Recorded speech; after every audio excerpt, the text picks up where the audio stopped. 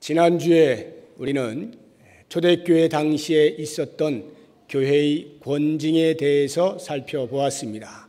아나니아와 삽비라라고 하는 부부가 성령을 속이고 성령을 시험한 죄가로 사도들의 발 앞에서 그대로 죽어나가는 것을 보게 되었습니다.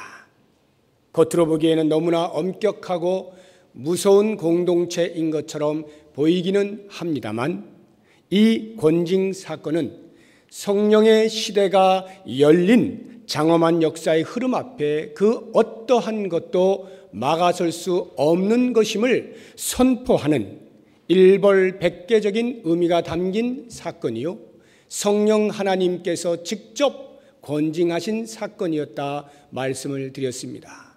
이제 오늘은 본문 말씀을 통하여서 그와 같은 권징 사건이 일어난 결과로서 나타난 두 가지 현상에 대해서 함께 생각을 해보겠습니다.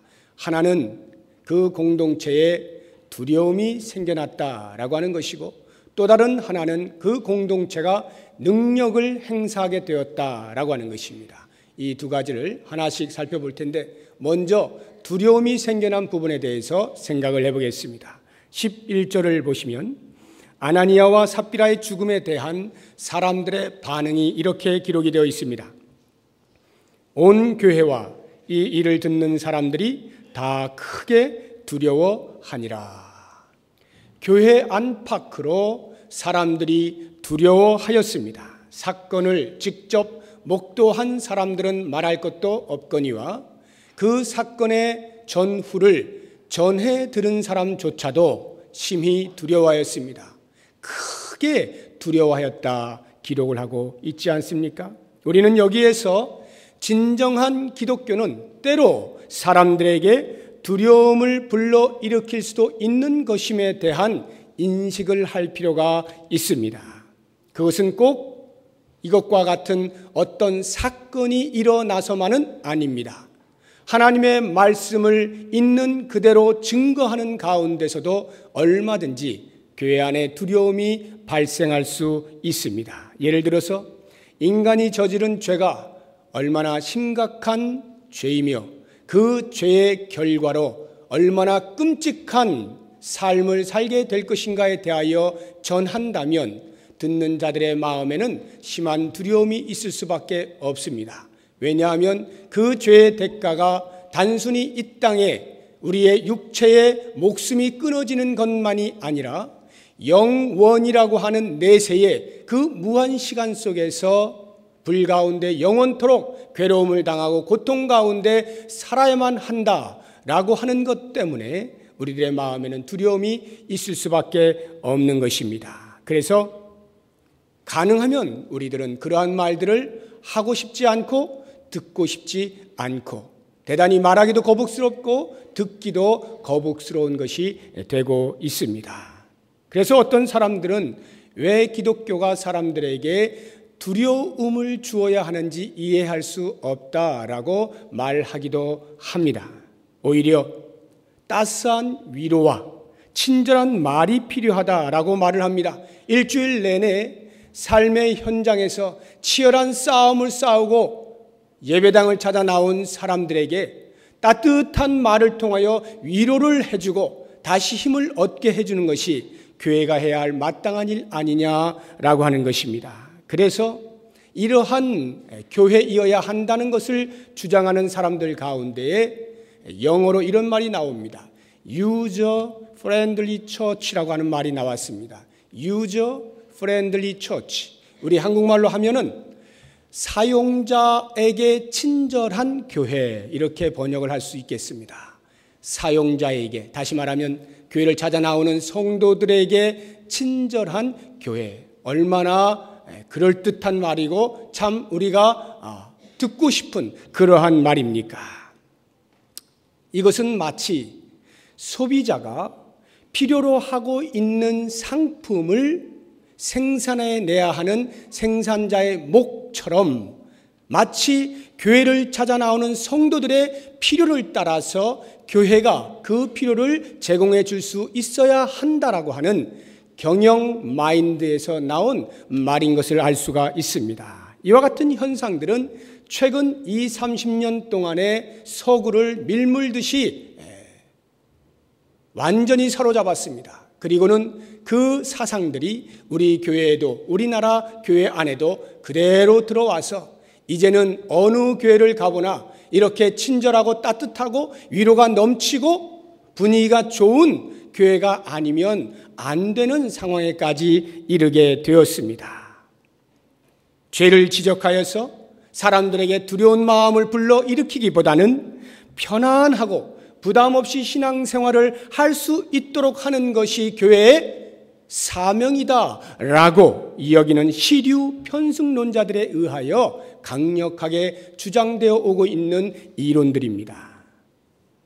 저는 오늘 이러한 시대를 향하여서 만약 성경이 이 논리에 손을 들어주고 있다라고 하면 아나니아와 삽비라의 사건과 같은 것은 기록되지 말았어야 한다라고 여러분들에게 말씀을 드리는 것입니다. 한번 생각을 해보십시오. 누가가 누가복음과 사도행전을 쓸 때에 그 대상이 데오빌로 가카입니다. 그는 이방인입니다. 이방인을 향하여서 누가복음과 사도행전을 쓰면서 누가의 마음속에는 제발 이 편지를 받아들고 데오빌로가 복음을 이해하고 복음을 깨닫고 예수 공동체가 얼마나 좋은 것인가를 체험하면서 그 공동체 안으로 들어올 것을 소망하고 쓰지 않았겠습니까?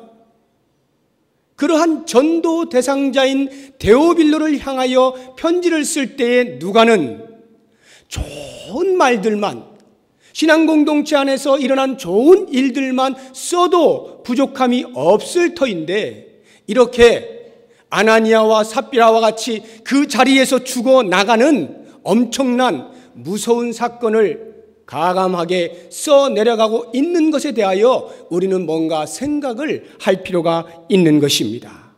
그 이유가 무엇이겠습니까? 너무나 간단합니다. 성령께서 운영하시고 성령께서 통지하시는 신앙 공동체의 색깔을 정확하게 있는 그대로 드러내는 것이 자신의 몫이라 판단을 한 것입니다. 그것이 서로 사람들에게 두려움을 불러일으킨다 할지라도 숨길 것이 아니었습니다. 왜냐하면 두려움 자체가 우리가 생각하는 어떤 일관된 결과를 항상 똑같이 낳는 것은 아니기 때문입니다. 교회가 단순히 두려움을 불러일으키기 때문에 진리를 변질시키거나 진리를 약화시켜서 전달해서는 안 될 이유가 바로 여기에 있는 것입니다. 두려움이라고 하는 것은 진리 앞에 선 사람들이 자연스럽게 반응하는 마음인 것입니다. 인간은 이 진리 앞에 서지 아니하는 한 진정한 구원을 얻을 길이 없습니다. 죄가 무엇이고 그 죄로부터 해방될 수 있는 유일한 길이 무엇인가? 진리 앞에 맞닥뜨리지 아니하는 한 아무리 오랜 신앙생활을 한다 할지라도 구원의 참맛을 알 수가 없는 거예요. 자기 스스로의 안에서는 어떠한 구원받을 만한 요소가 있지 아니하므로 위에서부터 내리는 전적인 은혜로 말미암아서만 가능한 구원자를 필요로 하게 되는 것, 그것은 진리 앞에 설 때만이 가능하게 되는 것입니다. 그러므로 교회가 진리를 전하는 것 때문에 두려움이 발생하는 것에 대하여 두려워하거나 주저해서는 안 되는 것입니다. 분위기가 굉장히 무거워지고 분위기가 가라앉고 하니까 좀 얄팍한 방법으로 인간의 마음을 편안하게 해줄 수 있는 그러한 수를 써서는 안 된단 말입니다. 물론 이와 같은 말들이 일주일 내내 하나님의 말씀을 붙잡고 일상의 삶에서 어떻게 해서든지 그 말씀대로 살아들이려고 몸부림을 치고 애를 쓰고 손해를 감수하면서 가슴이 아프면서 그러면서 주의 말씀대로 살고자 하는 몸부림을 친 사람들이 주의 전에 나왔을 때에 그러한 사람들에게 마땅히 위로를 내려야 할 것이고 격려를 해야 할 것이고 용기를 북돋아 주어서 더 열심으로 그와 같은 삶을 살도록 해야 하는 것 당연합니다. 우리 하나님께서는 그러한 사람들의 중심을 보시고 반드시 하늘로부터 큰 위로를 내리실 것입니다. 그런데 만약에 그러한 모습이 아닌 일주일 내내 살아가는 모습이 전혀 신앙인이라고 볼 수 없는, 하나님을 저 멀리 어디 놔둔 채 내 마음대로 살다가 잠시 아차 내가 종교인이었지 하고는 주일날 먼지를 털고 성경을 들고 예배당을 나와 그 형식 치레를 하고 있는 사람들이 있다면 그 사람들을 향하여 과연 어떠한 위로의 말을 하는 것이 맞겠습니까? 위로할 수 있겠느냐고요. 제가 극단적인 예입니다만 세상에서 도둑질을 열심히 하고 온 사람에게 강대상에 서서 참 도둑질 하느라고 애쓰셨습니다. 그 어려운 난관을 잘 뚫고 어떻게 그렇게 남의 돈을 잘 훔치셨습니까? 정말 수고 많이 하셨어요 하고는 위로해주고 등을 두드리고, 다시 또 예배를 끝나고 나면 여러분 다시 그렇게 열심히 사십시오 이렇게 말할 수 있습니까? 절대 그럴 수 없죠. 지금 바로 눈앞에 큰 웅덩이가 있어서 이 사람이 한 발만 더 내디디면 웅덩이에 빠질 그러한 순간에 옆에서 그걸 보고 있는 사람이 조용히 찾아가서 아이고 얼마나 수고가 많으십니까? 선생님이 지금 한 발만 내디디시면 웅덩이에 빠질 텐데요. 어떻게 하실래요? 이렇게 말하는 사람 있습니까? 그건 바보죠. 지금 한 발만 내디디면 웅덩이에 빠질 순간이라면 그 어떠한 것도 필요 없는 거죠. 그냥 그 사람을 향하여서 멈춰! 안 돼! 그만! 뭐 이런 단순한 이야기 하는 것 아니겠습니까? 소리 질러야죠. 그 사람이 깜짝 놀라게 해야죠. 그래서 이게 무슨 일인가? 보니까 앞에 웅덩이가 있는 거예요. 발견할 수 있도록 해줘야 되는 것 아닙니까? 이것이 옆에 있는 사람이, 이미 그 사건을 알고 있는 사람이 해주어야 할 생명을 전달하는 사람의 사명이 아니겠느냐 하는 것입니다. 그 웅덩이를 향하여 걸어가는 사람에게 어떠한 위로의 말이 필요할 것이고 어떠한 따스한 말이 필요할 것이고 어떠한 분위기를 만드는 것이 필요하겠느냐라고 하는 것입니다. 자, 그렇다고 하면 이제 우리는 왜 신앙 공동체가 진리로 인하여서 발생하는 두려움을 두려워하지 않아야 하는가라고 하는 것을 그 당시의 반응들을 살펴봄으로써 하나씩 생각을 해볼 텐데, 그 전에 먼저 이러한 두려움이 일어나게 된 이유가 무엇인가 하는 것 몇 가지 살펴본 후에 말씀을 드리도록 하겠습니다. 왜 이러한 사람들의 마음속에 두려움이 생겼을까? 첫 번째는 베드로의 능력으로 말미암아서입니다. 무슨 말이냐면 사도 베드로가 부활하신 예수 그리스도를 만난 이후에 달라졌잖아요. 그것도 완전히 달라졌죠. 사람들이 그걸 다 알고 있습니다. 그러니까 그 종교 지도자들 앞에서도 위협 가운데서도 전혀 굴하지 아니하고 떳떳하게 복음을 증거하고 그들의 죄악을 낱낱이 고하고 너희도 생명의 주를 만나야만 한다라고 담대하게 외치지 않습니까? 뿐만 아니라 이런저러한 기적들을 베풀면서 많은 능력들을 행사하는 것을 보아왔습니다. 그런데 지금 이 사건은 지금까지의 그 베드로의 성령 강림으로 말미암는 능력과는 조금 차원이 다른 것이었습니다. 사람의 마음을 환히 꿰뚫어 보는 거예요. 그 꿰뚫어 볼 뿐만 아니라 몇 마디 던지지도 않았는데 그 사람이 바로 사도들의 발 앞에서 꼬꾸라지는 것입니다. 그냥 그 자리에서 즉사하는 거예요. 이러한 것을 보았을 때에 사람을 살리는 능력도 아닌 그 자리에서 사람을 죽이는 능력을 가지고 있는 베드로를 보면서 사람들의 마음에는 분명 두려운 마음이 생겼을 것입니다. 그러한 이유뿐만이 아니라 두 번째로 생각해 볼 수 있는 것은 상황의 반전 때문에 두려움이 생기기도 하였습니다. 이건 무슨 말이냐면 그때까지 이 일이 일어나기 전까지 사람들은 이 새로운 예수 공동체 안에 몰려들면서 그 공동체 안에서 서로서로를 위하고 격려하고 도와주고 아무도 자기의 것을 자기의 것이라 하지 아니하고 유무상통하는 그런 삶을 보면서 적잖이 놀랐을 거예요. 그래서 그 안에 많은 사람들이 들어왔고 실제로 많은 사람들이 혜택을 받고 있었습니다.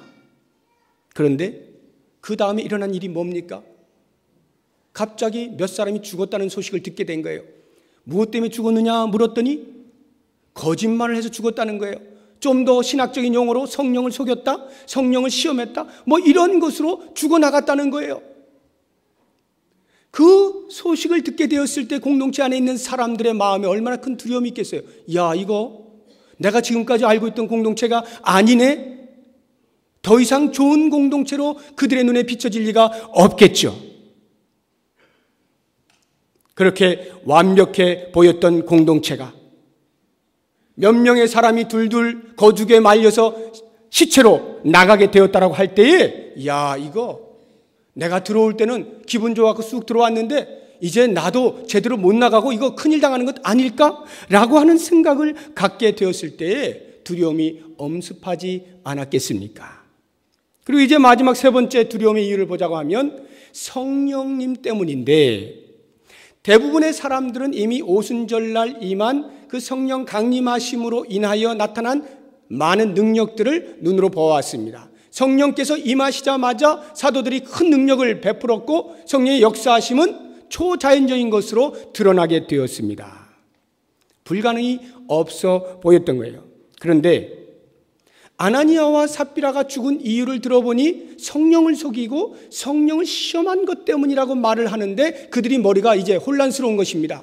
지금까지 그들이 생각할 때는 성령은 어떤 힘으로 작용을 해서 사도들에게 그 힘을 불어넣어 사도들이 그 힘을 통하여 능력을 행사하는 것 정도로 알고 있었는데, 성령을 속인다, 성령을 시험한다, 즉 인격적인 대상으로 부상하고 있는 것에 대하여 의아하게 생각하면서, 아하, 사도들의 마음만 좀 잘 이렇게 받들어서 살면 공동체 안에서 무리 없이 잘 살 수 있을 것만 같았는데, 성령이 인격으로 등장하게 되면서 우리의 속 폐부를 완전히 꿰뚫어 보시는 분으로 나타나게 되었을 때에 그 성령 앞에서 얼마나 두려움이 컸겠는가라고 하는 것입니다.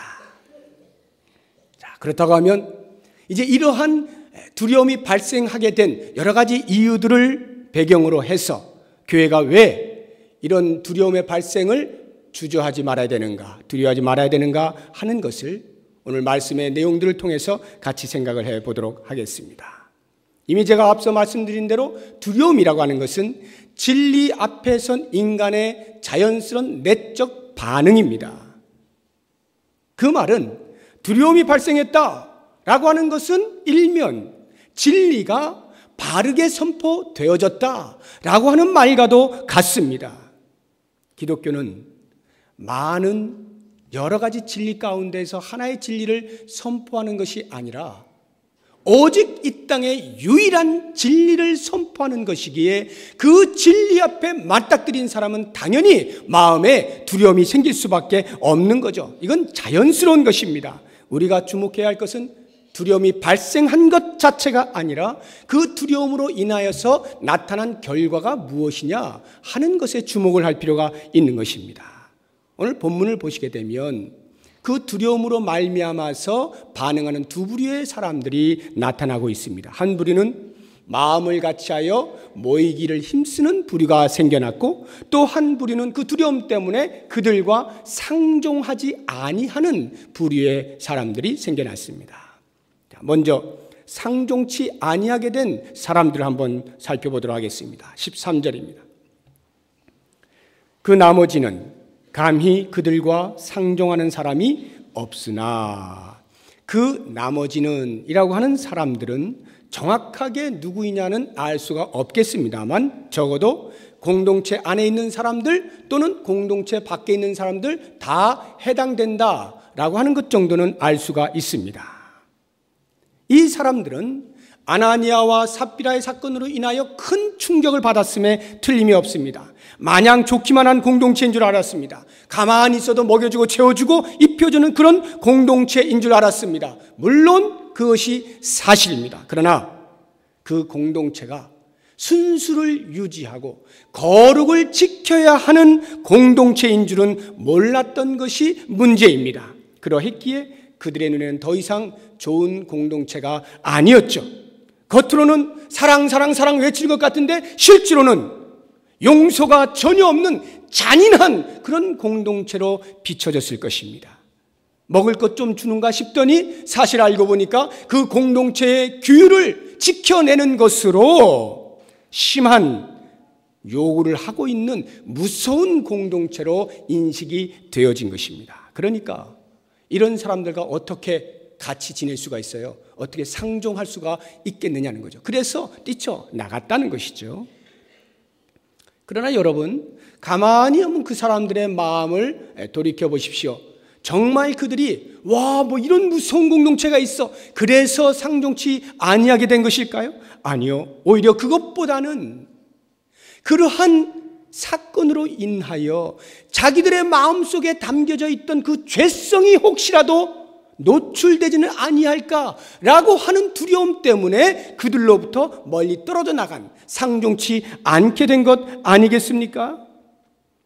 이런 사람들은 공동체 안에 들어와 있었던 사람들이라 할지라도 진정으로 복음 앞에 바르게 반응한 사람들이 아니었던 것을 알 수가 있습니다. 그저 그 공동체가 제공해주는 일련의 유익들을 얻는 것을 목적하여서 온 사람들입니다. 그러다 보니까 이 아나니아와 삽비라의 사건을 보게 될 때에 자기들의 그 누추한 동기가 발각될 것이 뻔하다 보니 더 이상 그 공동체 안에 머물러 있을 수가 없어 그들로부터 멀리 떨어져 나가게 되는 것이죠.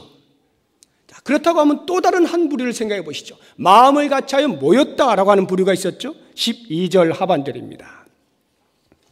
믿는 사람이 다 마음을 같이하여 솔로몬 행각에 모이고.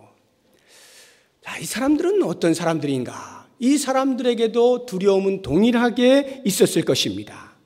그러나 그 두려움이 오히려 이 사람들에게는 선한 것으로 작용을 했습니다. 자칫 그 아름다운 신앙 공동체가 주고 있는 즐거움과 만족에 주저앉을 수 있었던 안일한 마음이 새로운 긴장감을 얻게 된 것이죠. 그냥 좋은 게 좋은 거야 라고만 지낼 수 있는 공동체가 아닌 것을 알게 된 것입니다. 실제로 그들은 새로운 공동체 안에 들어와서 이 세상과는 전혀 비교할 수 없는 아주 아름다운 공동체의 삶을 경험했습니다. 그러나 그 경험이 혹 그들의 마음속에 능력이 있는 그 사도들의 지도력 아래에서 자기들이 지금까지 펼치지 못한, 지금까지 누리지 못한 힘의 논리를 생각했는지도 모르겠습니다. 새로운 공동체 안에서 새롭게 형성되고 있는 그 놀라운 능력, 힘, 그것을 구축하여 이 공동체의 세력을 확장하고 그래서 세상에 대하여 또 다른 힘의 한 축이 되어질 것에 대한 꿈을 꾸고 있었는지 모르겠습니다. 그러나 아나니아와 삽비라의 사건은 그 능력의 사용이 전혀 엉뚱한 쪽으로 사용되고 있음을 보게 된 것입니다. 성령의 강림하심으로 누리게 된 그 공동체의 능력들은 세력 확장용이 아니라 그 공동체의 거룩을 지켜내고 순수를 유지하는 것에 사용되고 있다는 사실에 매우 당황했을 것입니다. 그러면서 그들은 이 사건을 통하여 깨닫게 되는 거예요. 아하, 새로운 공동체가 요구하고 있는 삶의 방식이 무엇이냐 하는 것을 다시 한번 생각하게 된 것이죠. 이 기독교가 기독교 되는 것은 단순히 힘의 논리가 아닌 것을 인식하게 되는 것입니다. 거룩을 지켜내는 것으로 기독교의 기독교됨을 증명하는 것을 알게 되었단 말이죠. 하나님이 직접 통치하시는 공동체임을 드러냄으로써만 기독교는 진정한 기독교가 되는 것임에 대한 인식이 생겨난 것입니다. 그러다 보니까 그들이 이제 이 진정한 공동체를 위하여 다시 모이게 된 것입니다. 진정한 신앙 안으로 모이게 된 거예요. 모여서 무엇을 했을까요? 회개의 기도가 있지 않았겠습니까? 지금까지 내가 잘못 알고 있었던 것, 지금까지 내가 공동체를 통해서 무엇을 육체의 원함을 얻으려고 했던 이 모든 잘못들을 다 내려놓는 회개의 기도를 하지 않았겠습니까? 그리고는 앞으로 나에게 생명을 주신 이 공동체를 위하여 내가 어떤 삶을 살아야 드려야 할 것이냐 다짐과 결단을 하는 모임이 되어지지 않았겠습니까? 이 공동체가 세상을 향하여 어떤 모습으로 나아가야 될지에 대한 교회 공동체의 미래의 청사진을 그려내는 그러한 모임이 아니었겠습니까? 이렇게 두려움의 결과로 상반된 두 부류가 나타날 때에 우리가 보아야 할 중요한 것은 믿는 사람들이 주께로 많이 나왔다라고 하는 것입니다. 14절을 보십시오. 믿고 주께로 나오는 자가 더 많으니 남녀의 큰 무리더라. 이전에도 공동체 안에 들어왔었는데 이 사건이 생기면서 더 많아졌다. 더 많아졌다. 그러나 이 더보다 더 중요한 말이 그 앞에 나오는 주께로 나오는 자입니다. 주께로 나오는 자라고 하는 말에 주의를 기울여 보십시오. 만약에 이 사람들이 공동체 밖에 있는 사람들이라고 가정을 한다면 예수를 알지 못했던 사람들이 이 사건을 통하여서 야, 정말 예수가 생명을 주는 분이로구나. 그전에는 알지 못하였던 눈이 띄어지면서 그 예수 그리스도 앞으로 나왔다는 말 아니겠습니까? 놀라운 역사가 일어난 것이죠. 만약에 주께로 나오는 자를 공동체 안에 있는 신자라고 가정을 해보십시오. 어떠한 말입니까? 지금까지 신앙 공동체 안에 머물러 있었지만 진정으로 예수 그리스도가 누구이신지, 그리스도의 십자가의 의미가 무엇인지, 부활이 무엇을 의미하는 것인지를 제대로 알고 있지 못하다가 이 사건을 비롯하여서 드디어 마음이 활짝 열리고 눈이 띄어지고 아하, 예수님이 이런 분이로구나 하고는 그 생명의 주를 정확하게 인식하게 되면서 그 주께로 나왔다는 것 아니겠어요? 신앙 공동체의 성도들의 신앙의 질이 높아졌음을 우리에게 말해주고 있는 거예요. 이러한 것들이 그들에게 나타난 두려움의 결과들인 것입니다. 사랑하는 성도 여러분, 오늘날 교회가 하도 문턱이 높아서 문턱을 낮춰야 한다는 말을 많이 하지 않습니까? 우리 교회도 문턱 낮추는 일을 많이 합니다. 문턱 낮춘다는 말이 무슨 말이에요? 누구나 들어올 수 있어야 한다는 말입니다. 어느 누구나 들어올 수 있어야 한다는 말이에요. 그런데 이렇게 어느 누구나 들어와야 하는 문턱이 낮아져야 한다는 것이 우리 교회가 갖추어야 할 거룩을 손상시키면서까지 되어지는 것은 아님을 알아야 됩니다. 교회가 마땅히 지켜야 할 순결을 내려놓고 누구나 들어와 그 예전의 모습, 옛사람의 모습을 그대로 교회 안에서 살아도 된다는 말이 아닌 것을 알아야 된다는 것입니다. 우리 교회가 이 강대상이 얼마나 높았어요? 이렇게 높아 제가 이렇게 상당히 올라와서 이렇게 올라갔잖아요. 왜 낮췄습니까? 이런 것으로 권위 찾지 말자는 거죠. 이런 것을 권위 찾지 말고 성도들과 좀 더 가까이 가겠다는 것이죠. 문턱을 낮추는 것입니다. 그러나 이 말이 이것이 이렇게 낮아졌다 하여서 하나님의 말씀의 권위가 낮아진 것이 아닌 것입니다. 하나님의 말씀의 권위, 진리 자체는 절대 변함이 없어요. 저 높은 곳에서 외쳐지는 진리의 말씀인 것입니다. 그러므로 이 말씀이 외쳐질 때에 교회는 마땅히 마음을 열고 비록 내 가슴이 찢어지는 두려운 마음이 생긴다 할지라도 그 진리 앞에 맞닥뜨려야 되는 거예요. 그리고 내 자신을 치는 것입니다. 나의 죄를 내려놓고 깨부숴야 되는 거예요. 그리고는 거룩을 받아들이는 것입니다. 이렇게 되어질 때 교회가 문턱이 낮아야 할 이유가 생기는 것입니다. 모든 사람이 들어와, 어떠한 죄를 지은 사람도 다 들어와 이 안에서 새롭게 거듭나서 하나님의 사람들로 바뀌어지는 놀라운 역사들, 거룩이 세상을 향하여 선포되어지는 그러한 교회, 이것이 하나님께서 우리에게 원하시는 교회의 모습인 거예요. 모쪼록 우리 부평 동북교회는 이렇게 하나님의 말씀 진리가 선포되어질 때에 나에게 듣기 힘든 것은 그냥 귀 닫아버리고 하는 것이 아니라 기꺼이 듣고 내 가슴이 찢어지고 아픔이 있다 할지라도 차라리 나 자신을 쳐서 복종시키고 내 더러운 부분을 잘라내므로 새 사람 되어짐으로 교회를 아름답게 거룩하게 지켜내고 이 세상에 대하여 그 거룩을 나눠줄 수 있는 복이 있기를 바랍니다. 이제 두 번째로 권징의 결과로서 이런 두려움이 발생했을 뿐만 아니라 그 공동체가 세상에 대하여 능력을 행사했다라고 하는 것입니다. 이 말의 의미가 무엇인지 우리가 생각을 해볼 텐데 15절 16절을 보시기 바랍니다. 15절 16절 우리 다 같이 한 목소리로 읽어보겠습니다. 심지어 병든 사람을 메고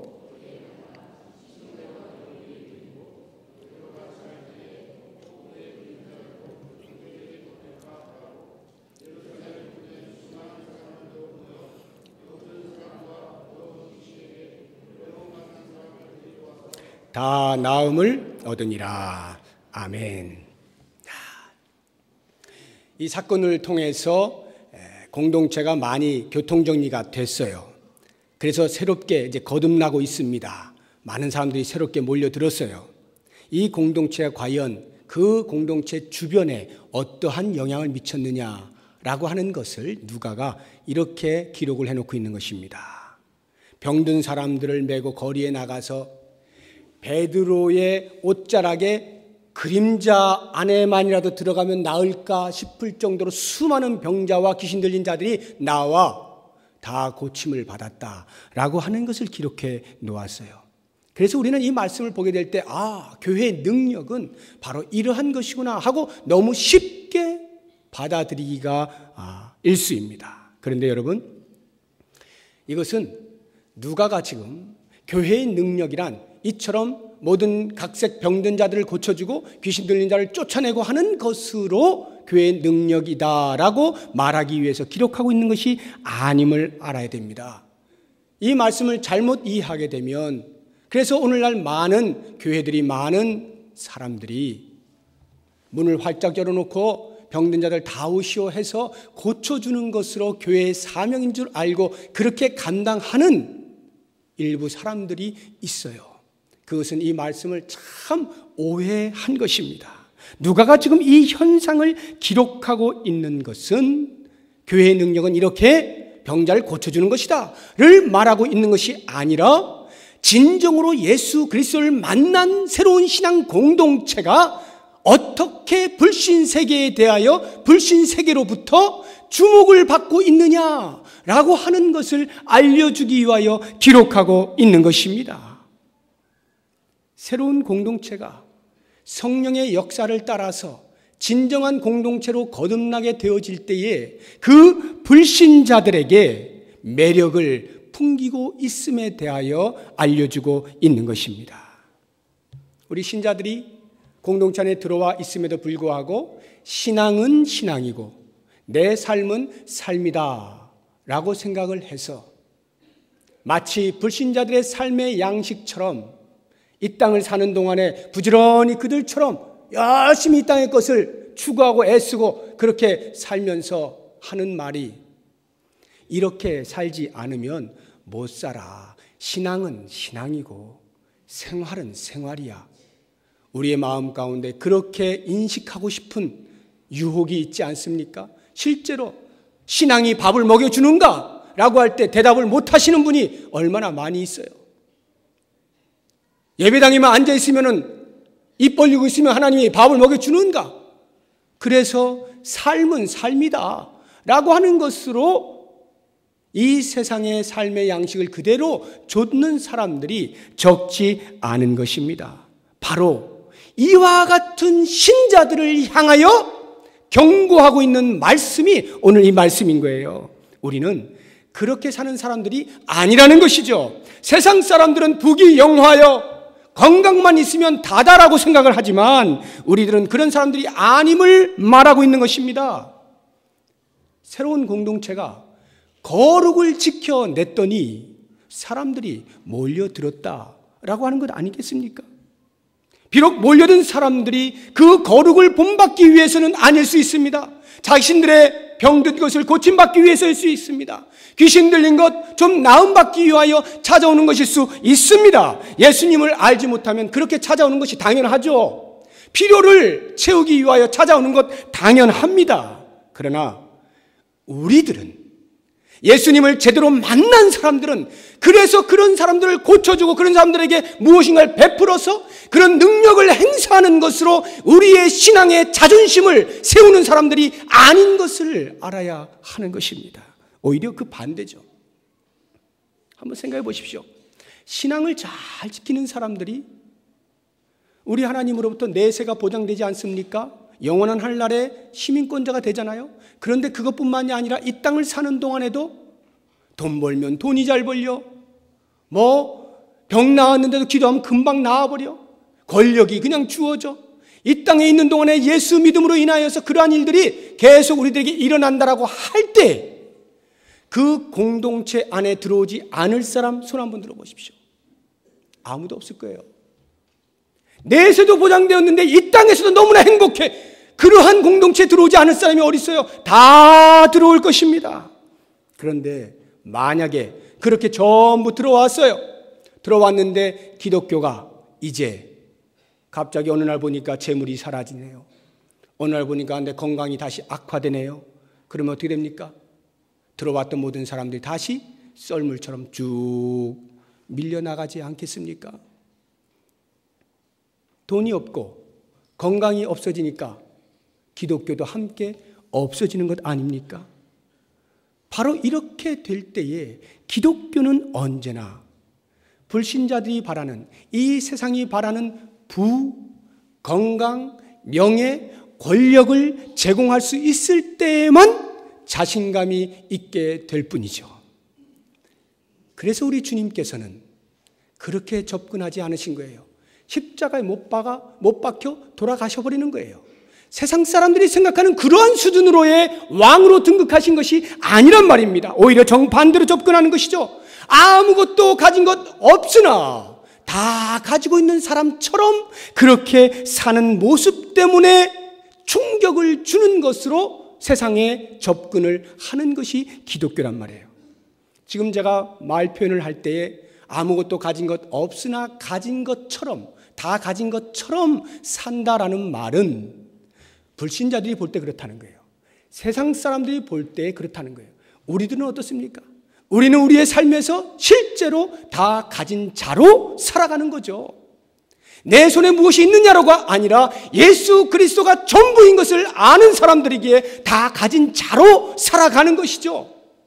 온 우주 만물을 창조하신 하나님께서 우리의 아버지 되시니 그 아버지의 아들 된 자가 모든 것 다 가진 자 아닙니까? 가장 큰 부자로 사는 것 아닙니까? 다 가진 자로 사는 거예요. 그런데 세상 사람들은 그걸 모르니까 당장 우리들의 손에 무엇이 쥐어져 있지 아니하면 아무것도 가진 것 없는 사람처럼 취급하잖아요.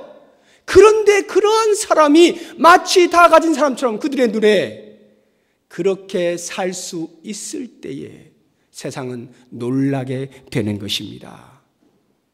우리의 지정의 전 인격이 바로 이 부분에 대하여 아멘 할 수 있을 때 비로소 신자는 불신자를 향하여 줄 것이 있게 되는 것입니다. 사랑하는 여러분, 신자를 통하여서 불신자에게 복이 흐르는 것을 믿습니까? 신자를 통하여서 불신자도 더불어 잘 되는 것을 믿습니까? 대답이 약하신 분들은 내가 신자인가 돌아보셔야 돼. 정말 나를 통해서 내 주변에 있는 사람들이 잘 될 것에 대하여 확신을 하고 있습니까? 여러분들이 영화 벤허를 보셨으면 이런 장면이 혹시 기억이 나실지 모르겠습니다. 그 벤허라고 하는 영화의 주인공이 벤허죠. 이 벤허가 어떤 사유로 인하여서 노예가 됩니다. 끌려간 곳이 어디냐면 로마의 전함, 그 전투하는 그 함대, 배, 거기에 이제 이 노를 젓는 노예로 끌려가서 이 노를 이렇게 열심히 젓습니다. 그때 그 배, 전함의 로마 제독 이름이 아리아스라고 하는 제독이었는데 이 아리아스 제독은 백전백승하는 아주 노장입니다. 그런데 이제 전투가 붙었는데 어찌된 영문인지 이 로마 전함이 그만 침몰을 하게 되었습니다. 그래서 꾸르륵 전부 다 죽어가고 있는데 이 벤허가 죽어가고 있는 그 아리아스 제독을 건져주려고 하자 아리아스 제독이 나 죽게 놔두라 그럽니다. 너무 창피해서, 너무 수치스러워서 이 대로마 제국이 어떻게 저 적군에게 질 수 있단 말이냐, 창피해서 죽으려고 그러는데 벤허가 끝까지 살려요. 그래서 판자대기 위에 올립니다. 그래서 표류하다가 어느 정도 가다가 로마 그 배를 만나요. 그래서 거기에 이제 승선을 하게 됩니다. 승선을 하고 이제 정신을 차리고는 소식을 들어보니까 자기는 실패했지만, 자기 배는 침몰하였지만 전체적으로는 로마가 승리했다라고 하는 승전보를 듣게 됩니다. 바로 그때에 아리아스 제독이 벤허에게 한 말이 있어요. 뭐라고 말을 했느냐? 네가 믿는 하나님은 너를 구하기 위해서 로마에게 승리를 주었구나.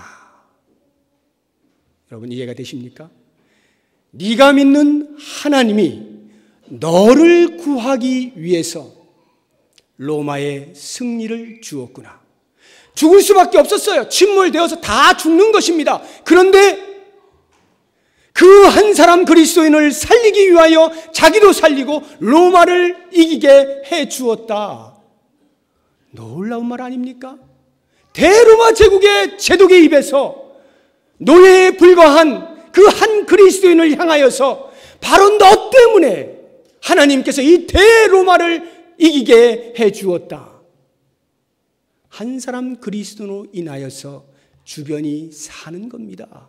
이게 바로 그리스도인이고 이게 바로 그리스도인이 갖는 능력인 것입니다. 사랑하는 여러분, 그렇기 때문에 이제 우리는 이 말씀을 통하여서 우리는 더 이상 이 땅의 것을 얼마나 쥐느냐라고 하는 것으로 세상에게 능력을 나타내는 것이 아님을 알아야 됩니다. 얼마나 많이 내가 움켜쥐느냐, 얼마나 우리 교회가 큰 힘을 소유하느냐라고 하는 것으로 세상과 승부를 걸려고 하는 모든 시도를 끊어내야 합니다.